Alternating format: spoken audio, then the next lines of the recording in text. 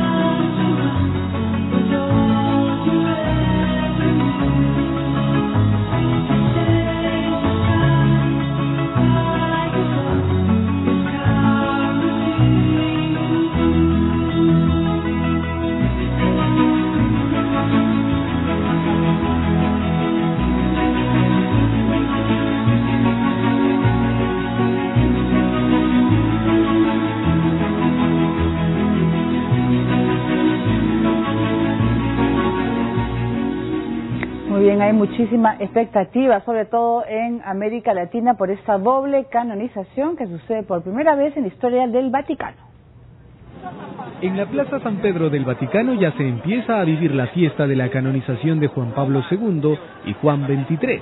Los selfies se han puesto de moda incluso en la Santa Sede, donde miles de fieles han aprovechado la oportunidad para tomarse una foto con las figuras de los pontífices, que el domingo se convertirán en santos.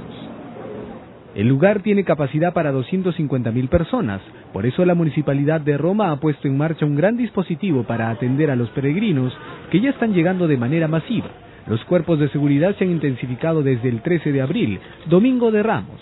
Además, desde la segunda mitad de este mes, los agentes realizan 12.000 horas extra en la capital italiana y el Vaticano se ha reforzado con 24 grupos de policías adicionales. También se ha instalado 13 puntos de medicina avanzada y de socorristas, entre otros. De otro lado, el corredor polaco Piotr Kurylo llegó al Vaticano desde la patria de Juan Pablo II. Así cumplió su objetivo de llegar a tiempo a la histórica ceremonia de canonización de los dos papas. Kurylo dejó Augusto en Polonia el 15 de marzo y llevó a cabo su asombroso recorrido de 2.000 kilómetros en 40 días, solo deteniéndose a dormir en su pequeña tienda que llevaba consigo mientras corría.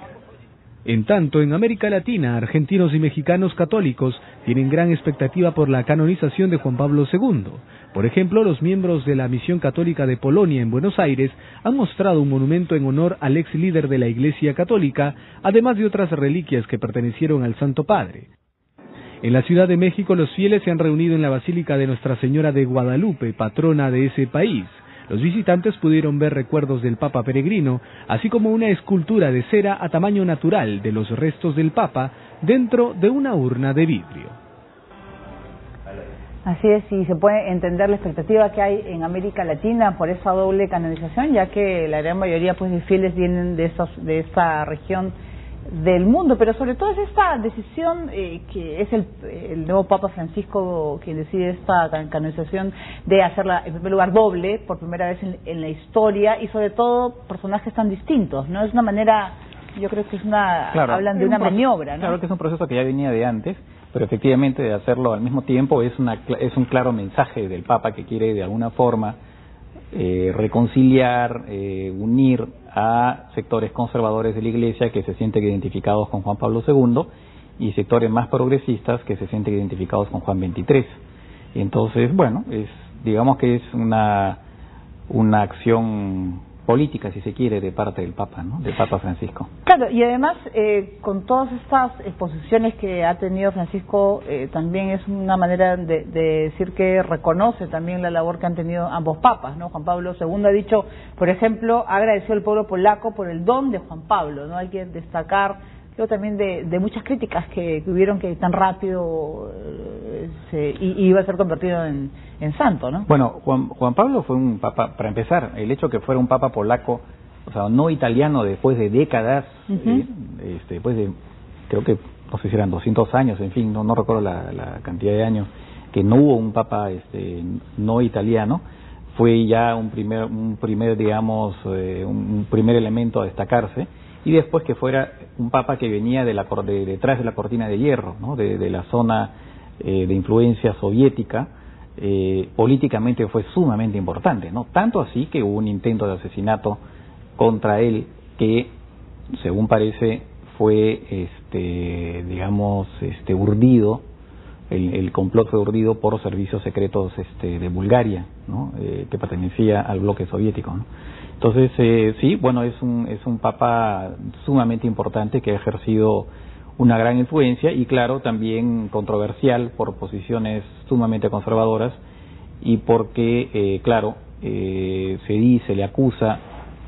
Habría que ver, digamos, si son totalmente justas las acusaciones, de que, digamos, no fue particularmente firme con este tema de la pedofilia, en fin, de los curas, incluso de los fundadores de los Legionarios de Cristo, ¿no? Maciel, ¿no? Claro, pero ¿qué podría, bueno, además de la estrategia que puede haber tenido el Papa Francisco, qué podría significar también para, no solamente para los fieles, sino también para los que no lo son, esta doble canonización? Bueno, por lo pronto salió publicado un artículo en el diario La Nación de Argentina de un miembro de la comunidad judía argentina, y él decía que como judío celebraba esta doble canonización, porque él dice que tanto Juan XXIII como Juan Pablo II acercaron a la Iglesia Católica al diálogo, si se quiere, con los judíos, ¿no? Digamos, en el caso de Juan Pablo II, por ejemplo, fue un papa que estableció las relaciones diplomáticas con el Estado de Israel. Fue el primer papa que entró a una sinagoga. El que viajó muchísimo también, por ejemplo. Bueno, además de viajar, ¿no? Pero entró un papa que había entrado a una sinagoga. Juan XXIII tuvo un papel destacado cuando estuvo en Turquía antes de ser papa, que era nuncio en Turquía y durante la Segunda Guerra Mundial, y él ayudó, ¿no? Digamos, se esmeró en ayudar a judíos que huían de las persecuciones nazis. Entonces, y también fue que tuvo gestos muy interesantes, porque en un momento dado, por ejemplo, saludó espontáneamente a fieles judíos que salían de una sinagoga, ¿no? Eso fue un gesto que fue sumamente... Y además también en el marco del Concilio Vaticano II hay también una mención al acercamiento y al diálogo con los judíos. Entonces, para este autor judío argentino, celebra, ¿no? Celebra la actitud, digamos, doble canonización, ¿no? Muy bien, y nosotros vamos a ir, siguiendo con el tema, el llamado Papa, hablamos de Juan XXIII, conquistó los corazones de los católicos con un estilo sencillo y reformador. Este domingo será canonizado. El Papa Juan XXIII, conocido también como el Papa Bueno por su sencillez y afabilidad, ocupó la Catedral de San Pedro apenas 5 años. Sin embargo, dejó un importante legado que hasta el día de hoy se recuerda y por el cual será canonizado este domingo. Angelo Giuseppe Roncalli fue elegido como sumo pontífice en octubre de 1958 con el nombre de Juan XXIII y sucediendo a Pío XII. Como el padre de la renovación de la Iglesia Católica, este Papa lanzó en 1962 el Concilio Vaticano II, un compromiso en defensa de la paz cuando el mundo estaba amenazado por una guerra atómica. El Concilio Vaticano II debatió muchos temas, entre los que destacan la libertad de conciencia y de religión, el diálogo con otras religiones y con los no creyentes, y la modificación de la actitud del catolicismo hacia los judíos. Se ganó la reputación de progresista y conquistó corazones por haber destacado las raíces judías del cristianismo, intentando dejar atrás antiguas rencillas.